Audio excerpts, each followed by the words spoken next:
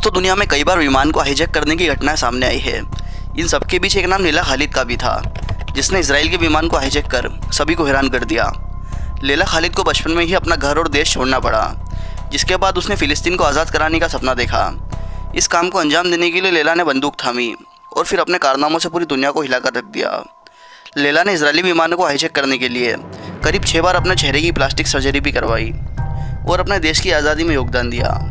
तो दोस्तों, क्या थी लेला खालिद की पूरी कहानी, जानेंगे इस वीडियो में सिलसिलेवार तरीके से। पर उसके पहले आपने हमारे चैनल क्राइम वर्ल्ड को अभी तक सब्सक्राइब नहीं किया है तो उसे सब्सक्राइब जरूर कर लें। तो ये बात है 29 अगस्त 1969 की। तो रोम हवाई अड्डे पर एक सफ़ेद सूट और एक बड़े सनग्लासेस पहने एक 25 वर्षीय महिला फ्लाइट TW840 का इंतज़ार कर रही थी।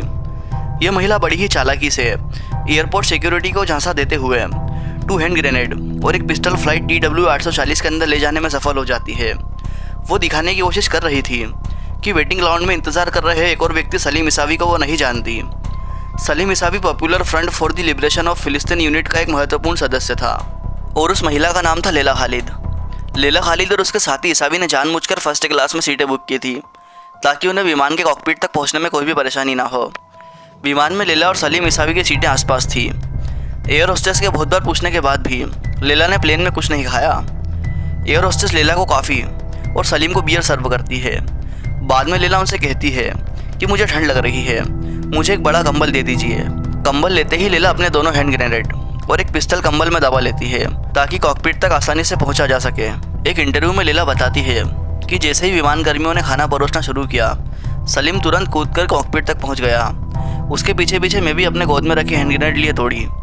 ये चक्कर में एयर होस्टेस के हाथ से ट्रे नीचे गिर गई और वो जोर से चिल्लाई। तभी मेरी पिस्टल विमान के फर्श पर जा गिरी। मैंने और इसावी ने चिल्लाकर सभी से कहा कि फर्स्ट क्लास के सभी यात्री और विमान कर्मी इकोनॉमिक क्लास में चले जाएं। फिर लेला ने पायलट को इजराइल के लोद हवाई अड्डे से जाने को कहा, जिसे कि आज बेन गुरियन हवाई अड्डा भी कहा जाता है।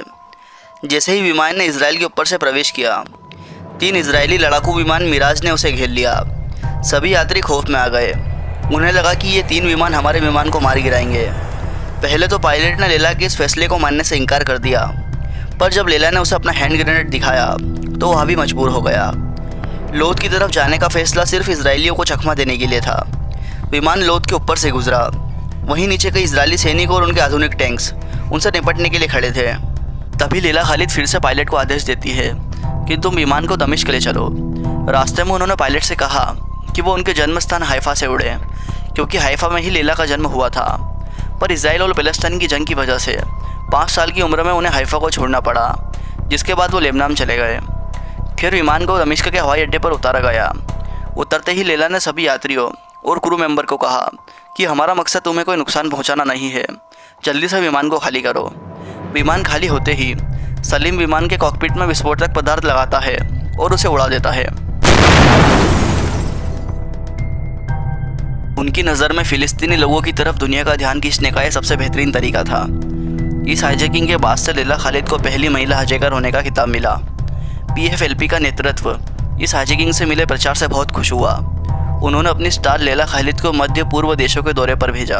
उन्हें पता था कि इजरायली लेला खालिद का अपहरण करने और मारने के लिए कुछ भी कर सकते हैं, लेकिन तब भी उन्हें अरब देशों की यात्रा के लिए भेजा गया और उनके चारों तरफ सिक्योरिटी लगाकर एक सुरक्षा कवच तैनात कर दिया गया।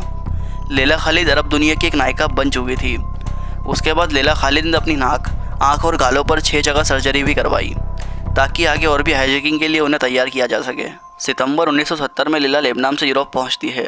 4 सितंबर को स्टटगर्ट जर्मनी में उन्होंने पैट्रिक आर्गेलो से मुलाकात की, जो कि अगली हाईजैकिंग में उनका साथ देने वाले थे।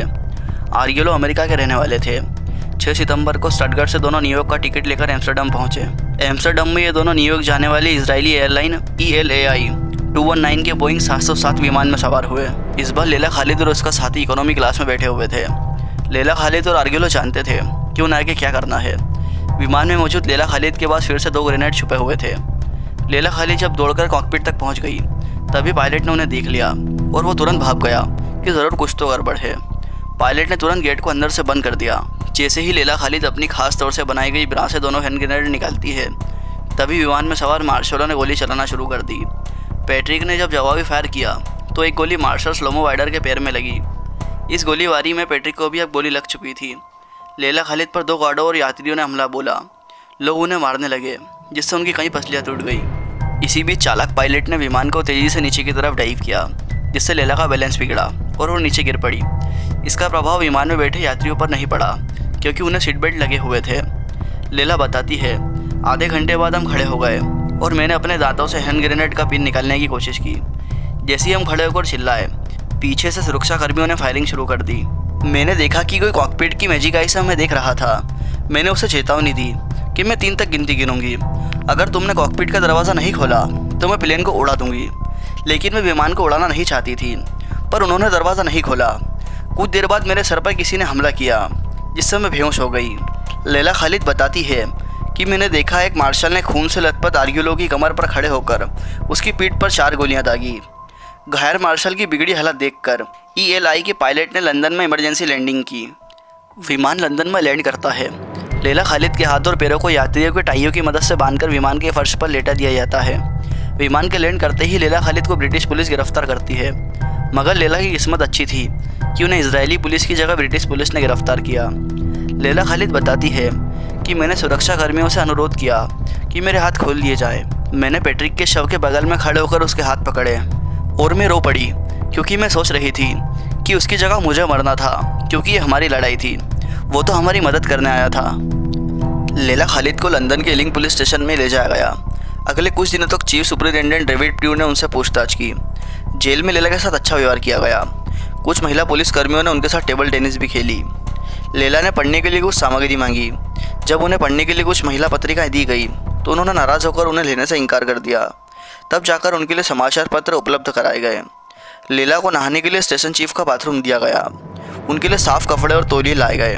जब उनके कमरे में एक महिला गार्ड को बैठाने की कोशिश की गई तो लैला ने नाराज़ होकर जवाब दिया कि मैं अपने आप को मारने नहीं जा रही, मुझे अभी और भी अभियानों में भाग लेना है।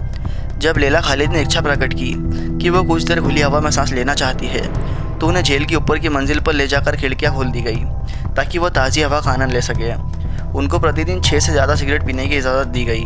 लैला खालिद से पूछताछ के दौरान डेविड प्रू ने उन्हें जानकारी दी कि ELI के विमानों के अलावा और भी ब्रिटिश एयरलाइन के विमानों को हाईजैक किया गया है। ये सुनते ही लैला खालिद ने कहा कि ब्रिटिश एयरलाइन के विमान को हाईजैक करना हमारी योजना में नहीं था। फिर प्रू ने उन्हें बताया कि 9 सितंबर को बहरीन से लंदन आ रहे ब्रिटिश एयर विमान को हाईजैक कर जॉर्डन में डांस फील्ड में ले जाया गया है।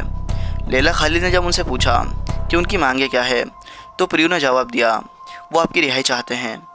28 सितंबर को पुलिस गार्डों ने लैला खालिद को रोते हुए देखा। उस दिन अखबारों में मिस्र के राष्ट्रपति जमाल अब्दुल नासिर की मौत की खबर छपी थी। आखिरकार ब्रिटिश सरकार ने बंधक बनाए गए अपने 114 यात्रियों के बदले लैला खालिद को रिहा कर दिया।